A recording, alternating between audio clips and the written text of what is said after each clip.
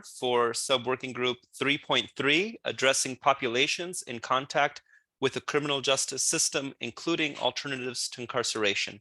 My name is Brian Morales, and I have a few administrative announcements before we get started. We want to begin by discussing different sectors and what activities we have ongoing with each of them. The first sector is civil society, and we have a few upcoming events. On the 1st of February, the Vienna NGO Committee, in collaboration with the New York NGO Committee, will host a Global Coalition Civil Society Forum in 2 sessions, one from 9 to 11 in the morning, the other from 4 to 6 in the afternoon, Central European Time. Coalition governments are encouraged to attend these and to hear from civil society organizations. Second, governments and civil society are encouraged to organize national dialogues with civil society organizations.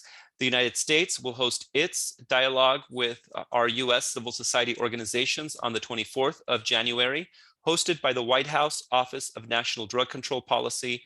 We have shared with civil society the background on the coalition and are inviting them to deliver statements. These will be recorded and posted on the website. Likewise, we invite all of you colleagues for you and your governments to also host your own meetings with civil society organizations to discuss the coalition and synthetic drug threats. And we ask that you please send us an email with the videos or a written summary of the meetings so that we can also post that on our website. The Vienna NGO Committee also commits to collecting additional feedback and recommendations from civil society organizations. And as we receive those, we will also make those available to you on our website. Now, the next sector is the university sector. I'd like to introduce ICU-DDR, which is the International Consortium of Universities for Drug Demand Reduction. This NGO was established in 2016 with funding from my team in INL and has 422 universities currently as members from around the world. This organization will convene universities to reflect on the challenges of synthetic drugs and to provide us with research, policy ideas, and programming recommendations. The discussions will focus on all 3 subworking group themes. Even though its title has drug demand reduction, it will also be looking at supply reduction and data collection. The activities will be 3 over the next few months. Between February and March, they will focus on regional meetings in 6 regions: Africa, Asia and the Pacific, Europe, Latin America and the Caribbean, Middle East, the US and Canada. And they will develop recommendations and prepare a report for all of you in governments.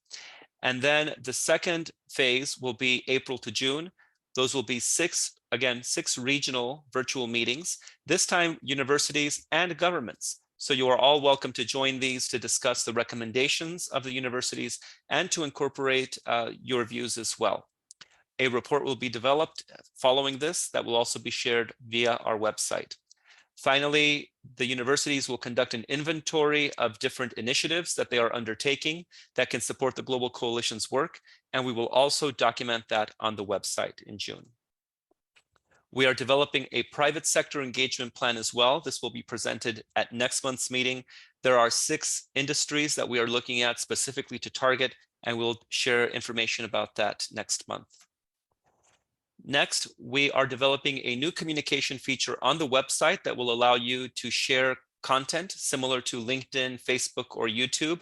It is a posting system that will go live in February, but it will require you to activate an account. So in the coming weeks, you will all receive an email inviting you to create an account that will then allow you to post content on the website. We invite you to post news, to share experiences, but most importantly, to share recommendations for the coalition's work moving forward. I want to show you a visual of what this may look like. We'll have as you can see, kind of a text box where you can post things, you can add images, you can add videos, and then you can also comment on sort of what others post as well. Finally, I want to share with you a bit of the plan over the coming months for the initiatives. Those are the actions that we are looking to take, and the process of providing pledges. So when we say that we've created or are creating an initiatives menu, we are referring to programs, to actions, or to policies that we can all take as coalition members individually through our countries. Between December to January, we invited international organizations to help us develop this menu by sending us details of initiatives that they would propose. We have received over 100, actually 118 different initiatives from international organizations.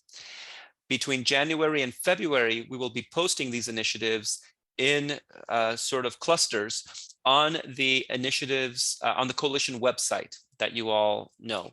Here's an example of what one of these menu items will look like.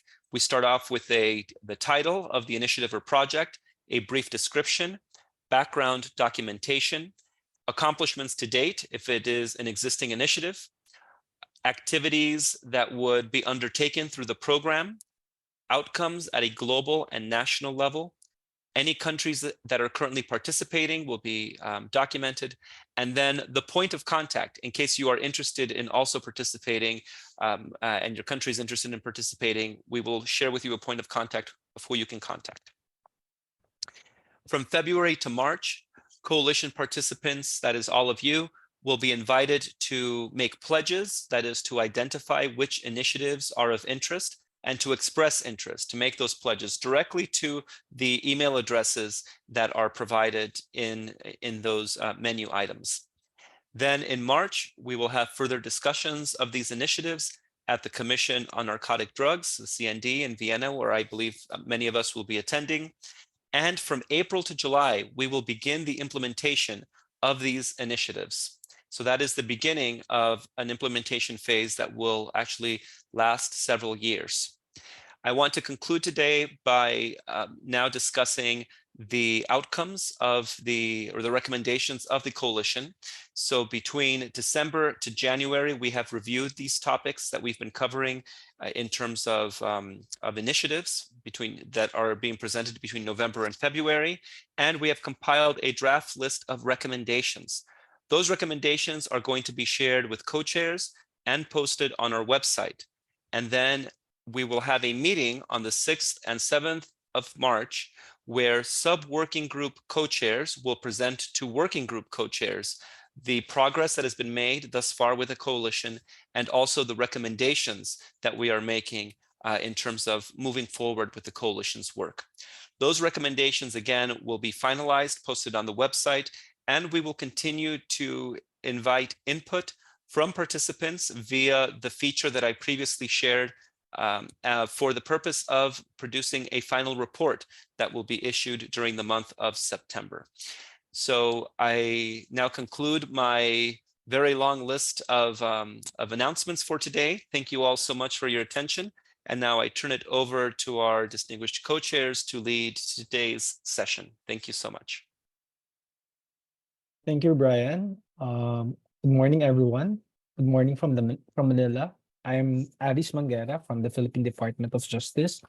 I'd like to introduce our first speaker for this morning.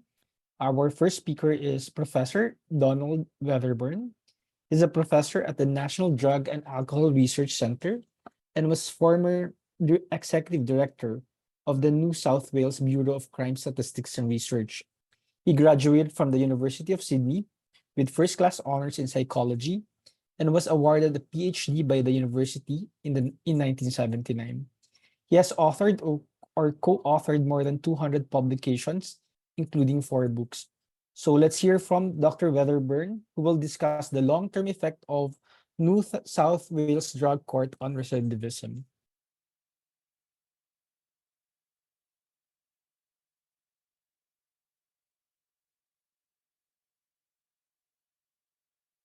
Professor Donald.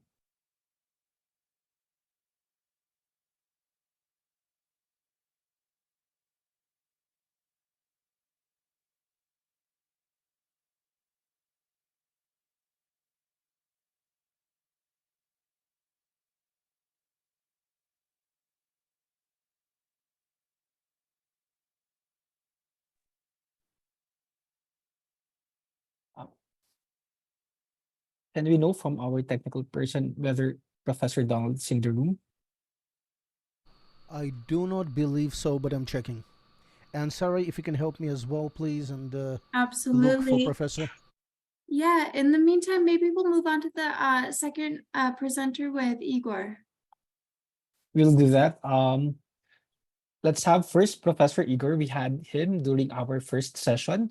Professor Igor Koutsenok is a clinical professor of psychiatry from the University of California, San Diego, and he's a director of the Center for Criminality and Addiction Research and Training. He's also a director of the International Addiction Technology Transfer Center, Ukraine. So let's hear from Dr. Igor, who will discuss treatment of justice-involved clients with substance use disorders. Thank you so much. Do you see my slides? Do you hear me? We can hear you and we can see your slides. Please go ahead. Thank you. I appreciate it.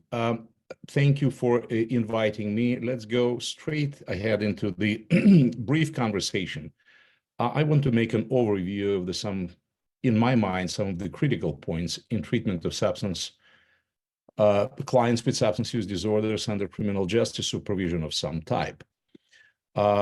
We know, as a matter of fact, that the severity of substance use disorder and the chances for the person to end up in criminal justice system are linearly related. The more severe is the problem, the more likely this person will end up under the criminal justice supervision and most likely in a prison. We also know from the science that there is a single study, at least to my knowledge, that would suggest a long-term sustainable positive behavioral effect and recovery as a result of criminal justice sanction alone.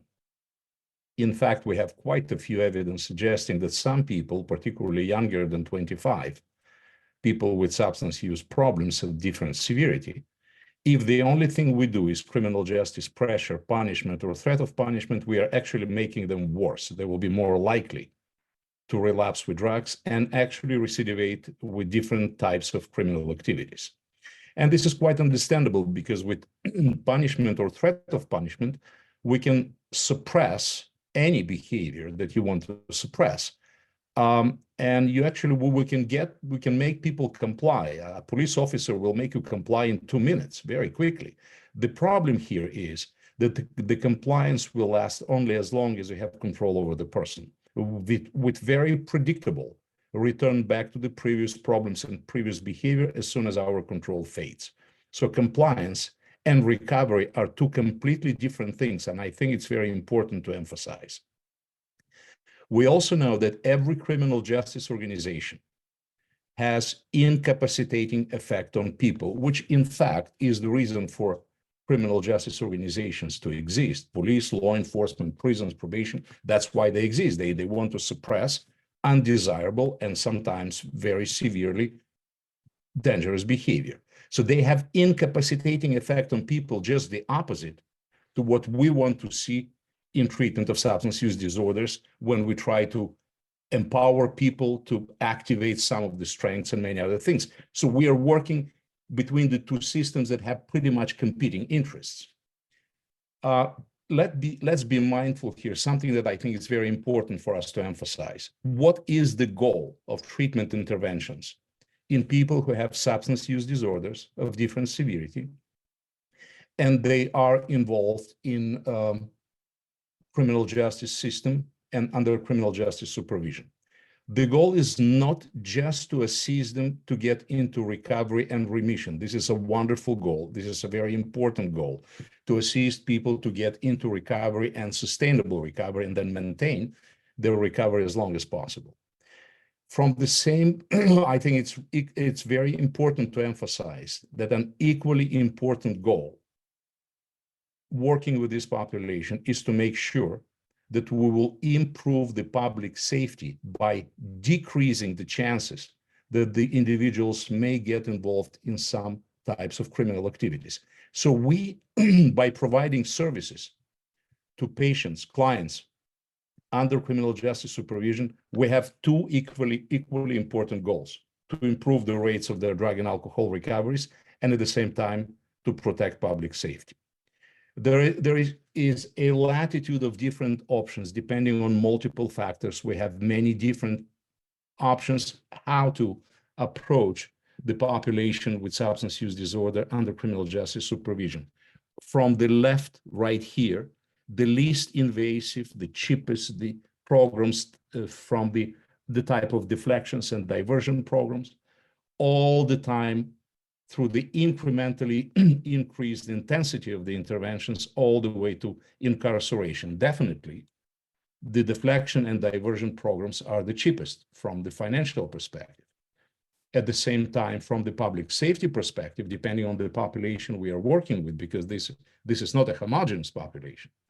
From the public safety perspective, incarceration appears to be the more intense, but the more effective, because people are clearly under somebody else's control while they are incarcerated. So this is another message that I really want to make sure we have clear understanding that by providing services to these individuals, we are actually trying to serve the two masters, the public safety and the public budget. And it is really difficult to make both happy. So this is another difficulty that we are all experiencing in this type of work. What will happen if we send them all to prison? What will happen if we utilize only criminal justice pressure? We have done it and we know what will happen. In 3 years, almost all of them will relapse with drugs and alcohol, and almost 100% of them will be with new crime back in prison or to criminal justice system. Doesn't look like a very effective idea. Okay, what if we do just the opposite? Since these are people with a diagnosable DSM-5 condition, a substance use disorder, what if we forget about criminal justice system and we do just treatment? We rely only on treatment. We have done it too. And we know what will happen. What will happen that most of these individuals, unfortunately, will never show up even for intake assessment. Let me share with you a big secret. It is really difficult to treat somebody who is not there. This is a challenge that we are all facing. If we apply just the public health approach, meaning only treatment, and we forget about our colleagues from the criminal justice world, unfortunately, we will have very high attrition rates. We will lose a lot of people. If we rely only on public safety approach, diversion, probation, drug courts, prisons, any kind of criminal justice system only, unfortunately, we will get very high recidivism rates. So it seems like that neither system is capable to produce the result that we are looking for. And let me remind you, I'm looking for two measurable outcomes: reduction in drug and alcohol relapse rates and improvement in public safety. These two outcomes are equally important for me. Neither one alone will satisfy my wish, and I would not accept it as a positive and desirable outcome. Both reduction in substance use disorder, in the severity of substance use problem, improvement in functioning, and improvement in public health. In order to do that, we need to make very important decisions. And the decisions, every treatment decision for this population should be individual specific, based on assessment of multiple factors.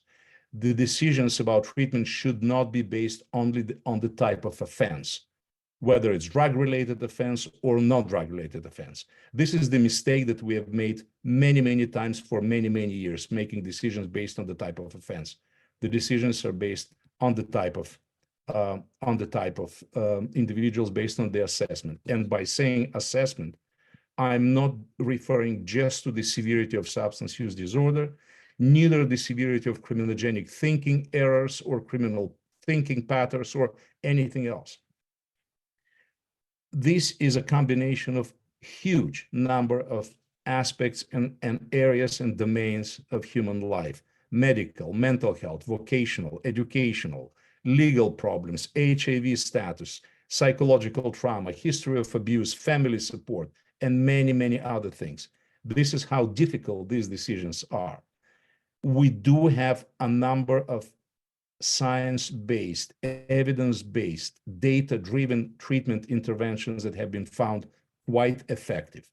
The last thing I want to say is considering the complexity of this type of work, substance use treatment professionals or mental health treatment professionals, even if they're genius, will never be able to accomplish the outcome, the good and sustainable result. This area of our work is so complex that we absolutely must build networks between addiction treatment, mental health treatment, criminal justice, social work, university education, employment, welfare, financial people. We need to make friends. As a treatment professional, addiction psychiatrist, I really want to have a good friend, a drug court judge, a probation officer, because without their input, it would be highly unlikely for me to be effective in this type of work. And I want to thank you all for your attention.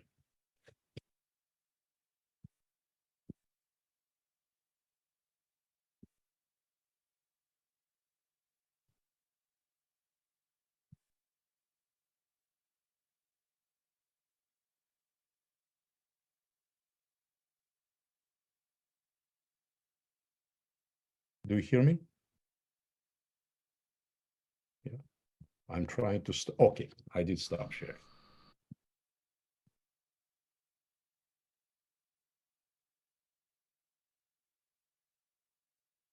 Yes, thank you very much for your presentation, and I believe that we can move on to the next item of the agenda. Thank you, Professor Igor.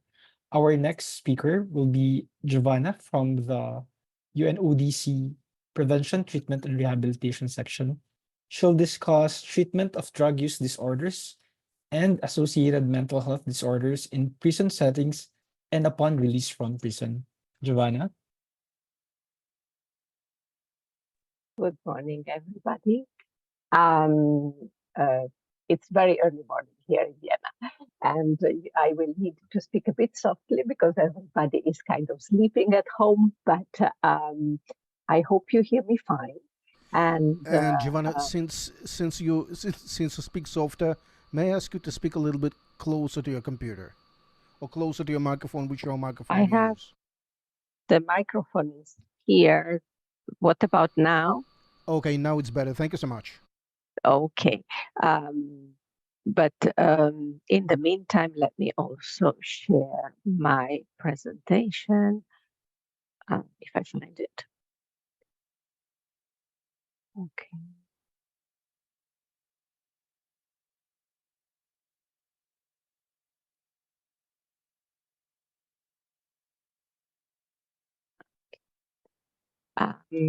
You should be seeing my presentation kind of soon. And we can see your presentation. Please go ahead. Thank you very much.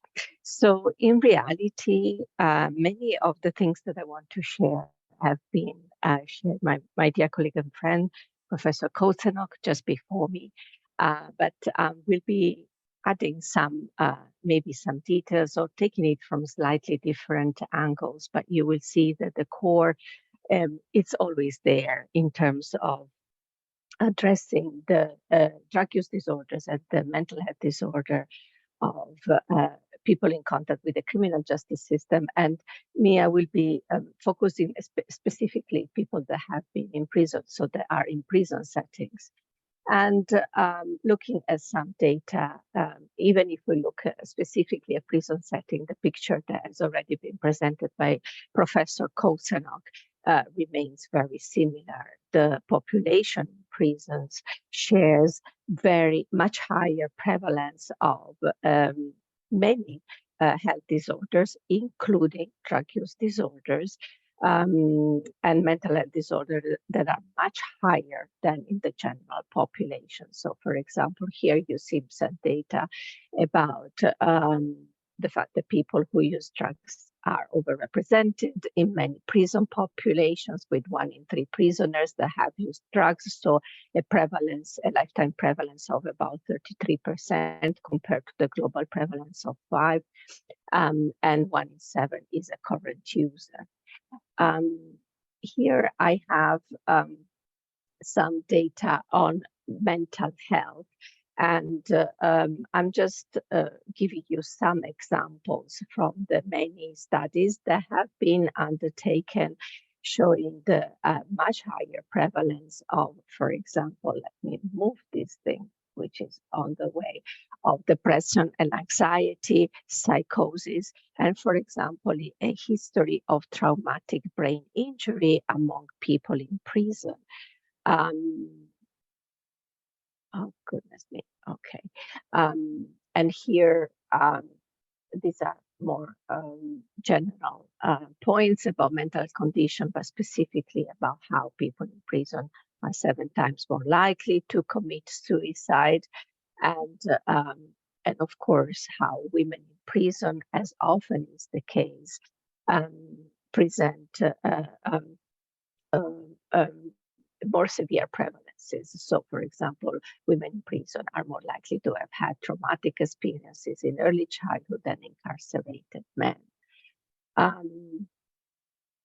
Here, another example on fetal alcohol spectrum syndrome and the prevalence of ADHD. This slide is, and the important part is also in the middle, is about that dual diagnosis. So how not only substance use disorders are more prevalent among people in prison than in the general population, and not only mental health disorder are more prevalent in prison than in the general population, but the presence of people that suffer from both, from a combination of both drug use and mental health disorder is higher. So, for example, here you can see some data for the dual diagnosis of major depression plus substance use disorder, or non-affective psychosis and substance use disorder, and how much higher it is. So, as Professor Koutsenok was already mentioning, we are dealing with people that present complex health problems in terms of mental health and drug use disorders. And it's not that prison is an environment that is conducive to recovery and improvement in health disorders. People in prison experience separation from supportive relationships, threats to personal identity, violence, insecurity, and loss of autonomy, all experiences that can lead to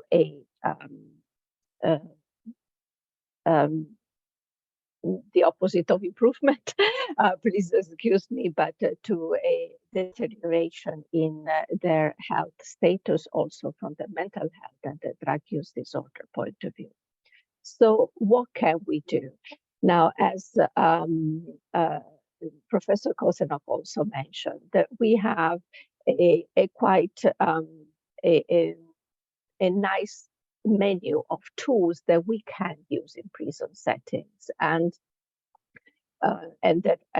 that maybe we would need more research, but already we can start really addressing drug use and mental health disorders in prison.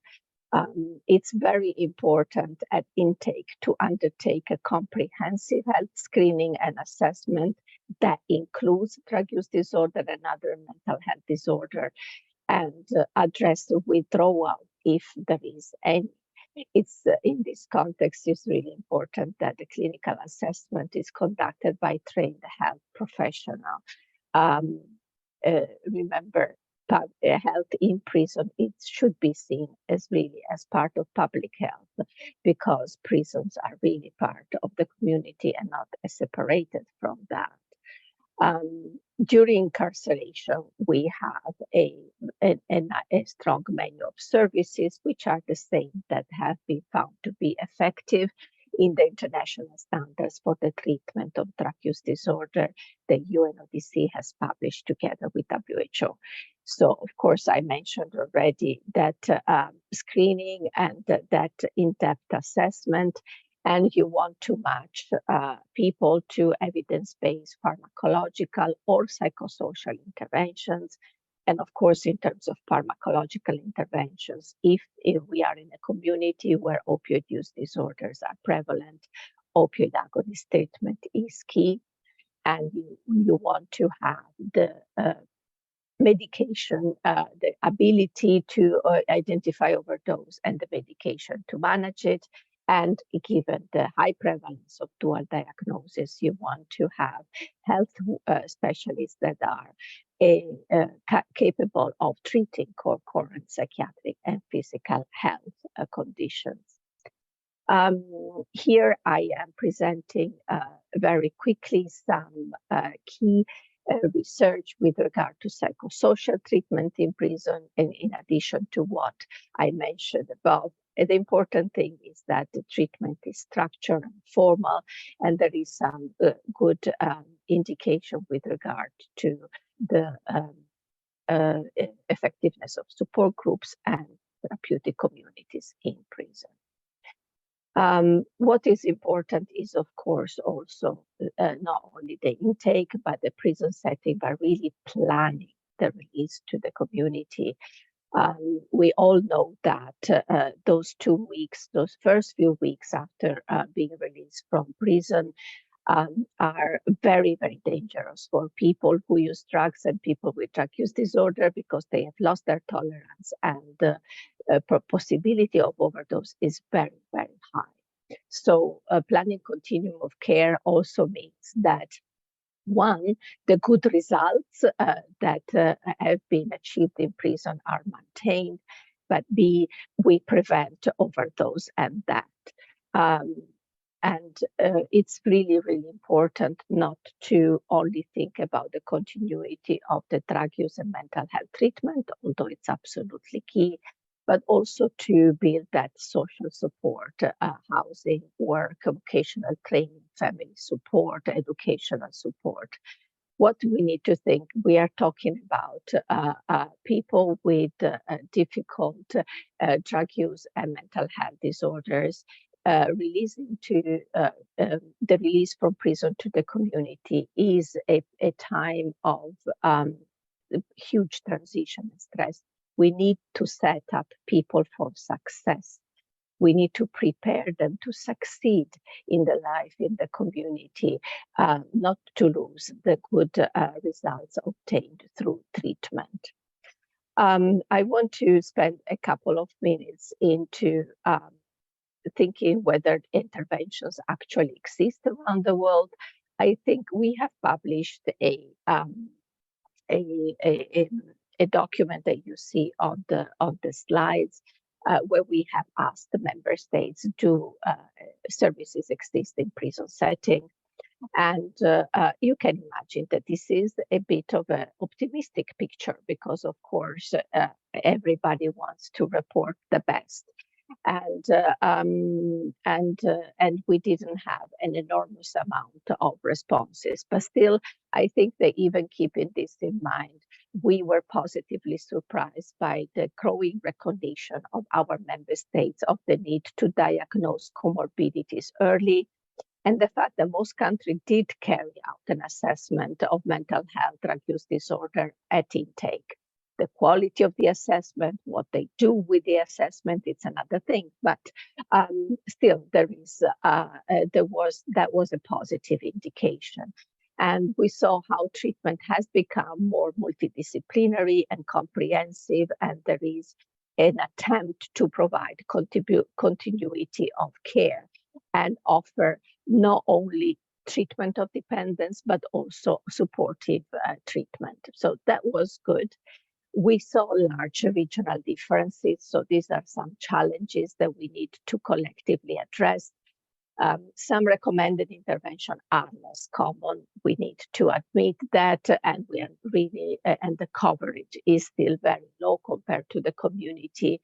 And it's really unclear whether all countries agree that prison health should be treated as an inseparable component of public health. That collaboration also network that Professor Koutsenok was mentioning earlier.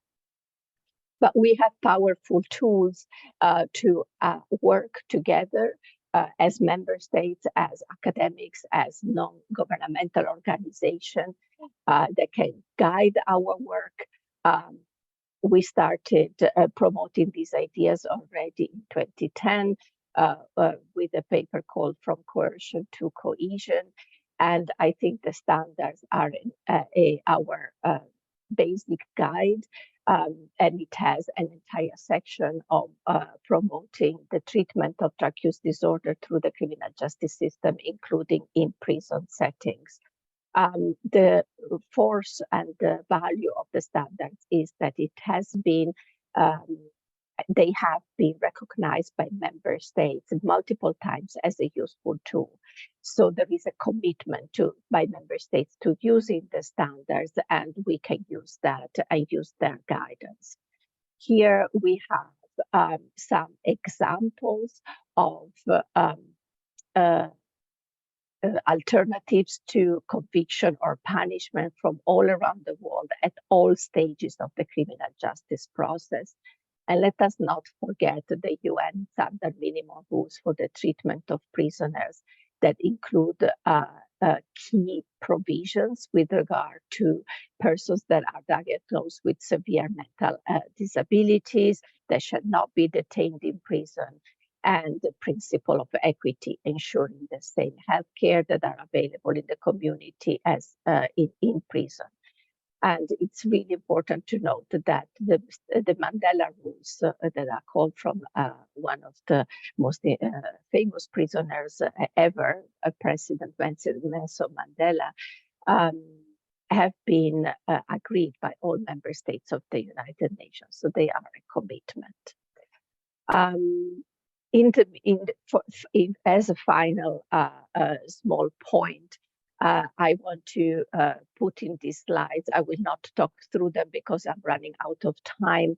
The principles that we at UNODC are following in our work on prison setting and on providing treatment of drug use disorder and associated mental health disorder in prison.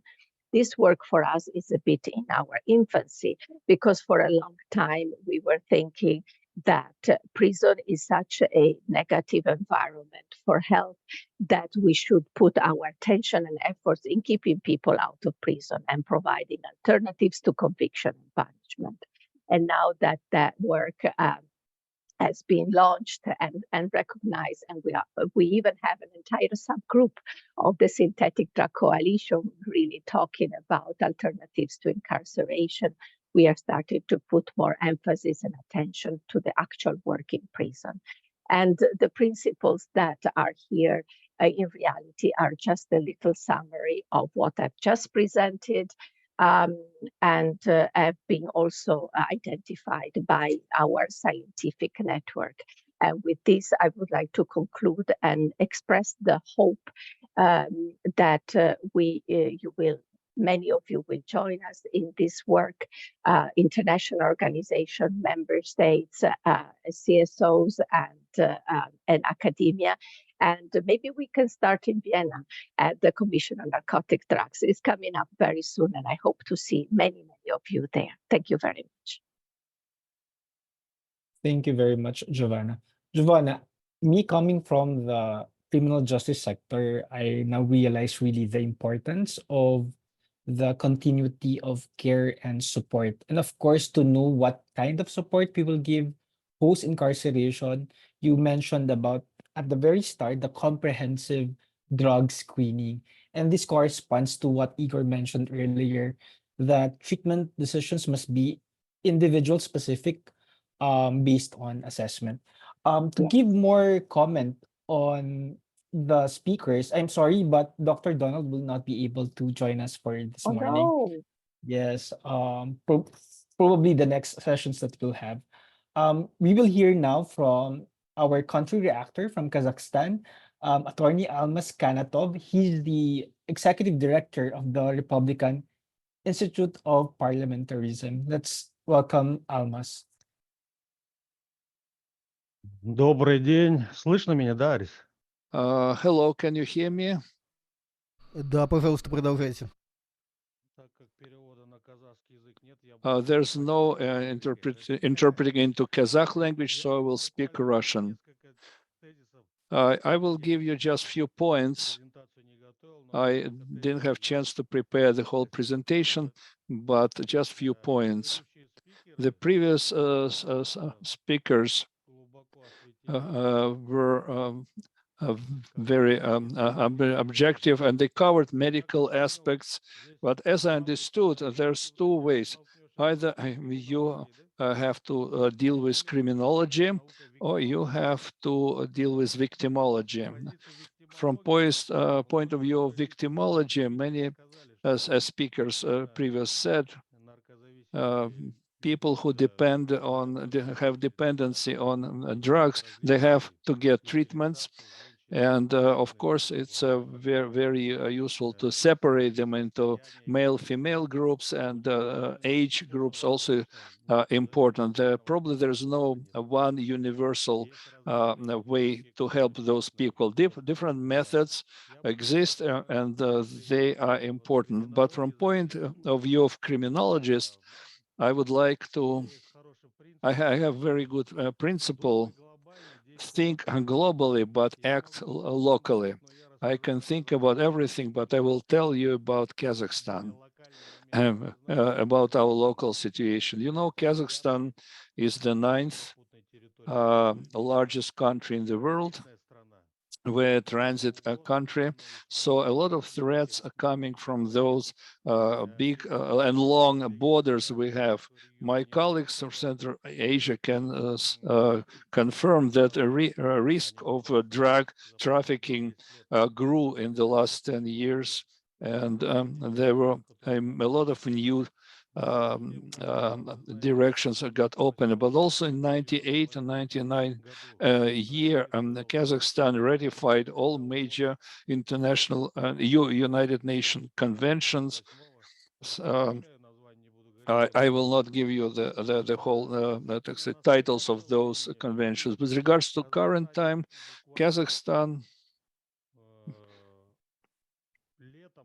in the summer last year, we passed a new complex plan of working with drugs and drug trafficking for 23-24.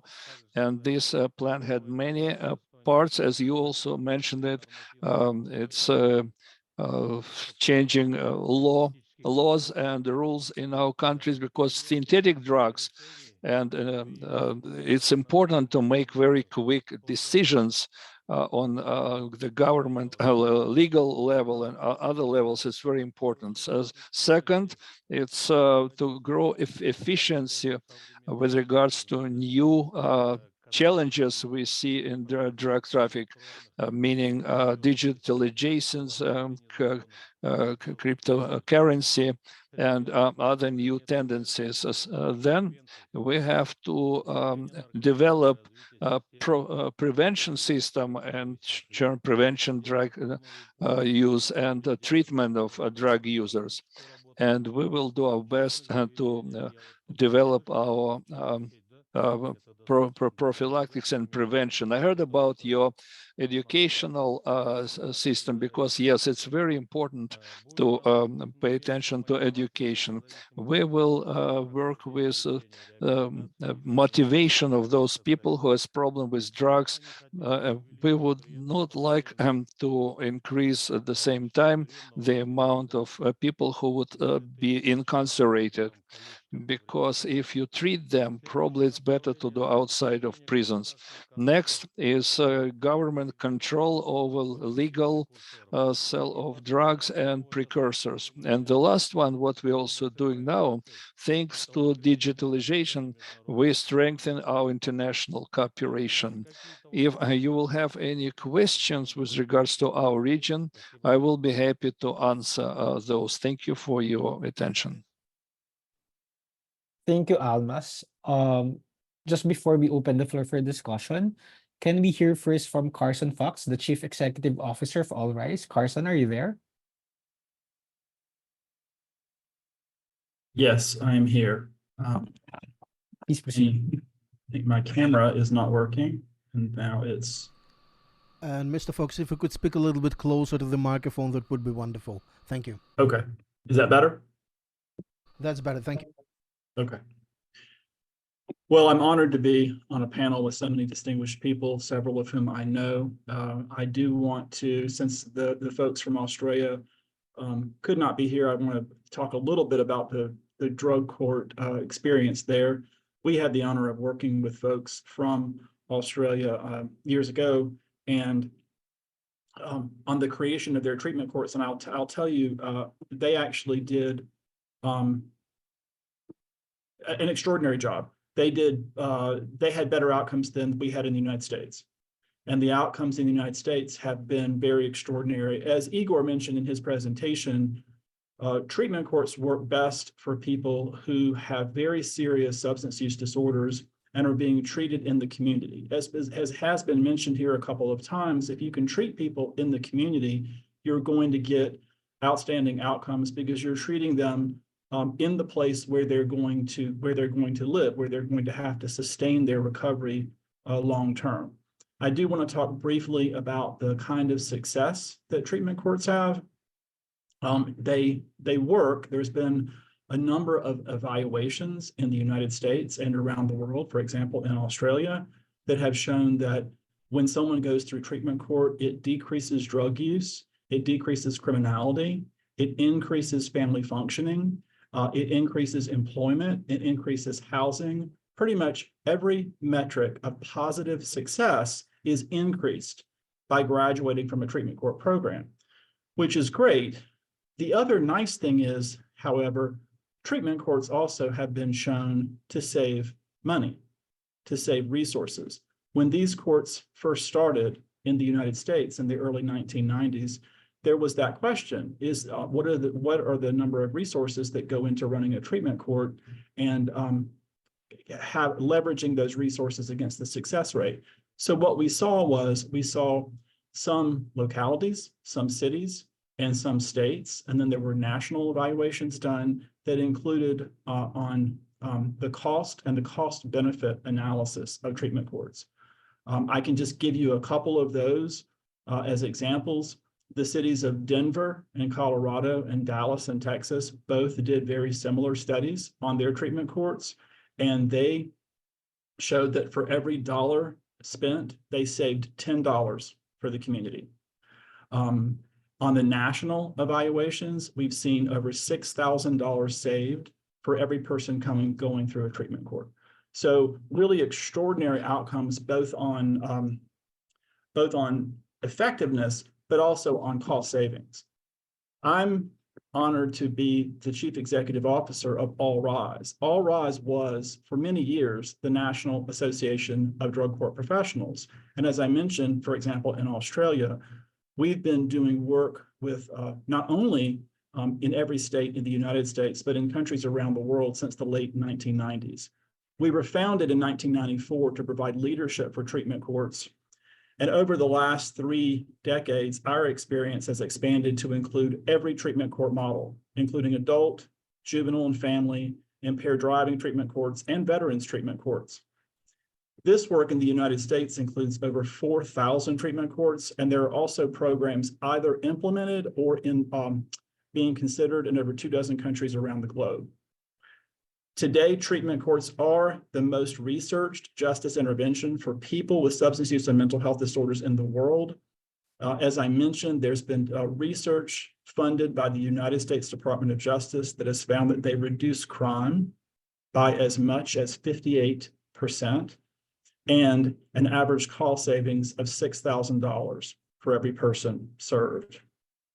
Treatment courts continue to prove that the justice system can and should play a role in treating substance use and mental health disorders, repairing lives, reuniting families, and helping communities thrive. And once again, in a treatment court, that treatment is done in their communities. All Rise, my organization, is dedicated to ensuring this continued success by providing evidence-based training and technical assistance. Last year, our training and resources reached well over 50,000 individuals and treatment professionals throughout the world. And as I mentioned, in June of last year, we announced that NADCP, the National Association of Drug Court Professionals, was changing our name to All Rise. And we are officially now All Rise, which is a tribute to the millions of people whose lives have been transformed by the recovery they or a loved one found in a treatment court. It's the profound impact of treatment courts around the world for over 30 years. All Rise and every person that works in a treatment court offers the promise that evidence-based treatment should be available throughout the justice system at every intercept point, from first contact with law enforcement all the way through the system. After 3 decades of experience in building, sustaining, and leading the treatment court movement, I believe, working at All Rise for many of those years, that we're ready to assist anyone who's interested in treatment courts. And I look forward to the question and answer session. Thank you so much.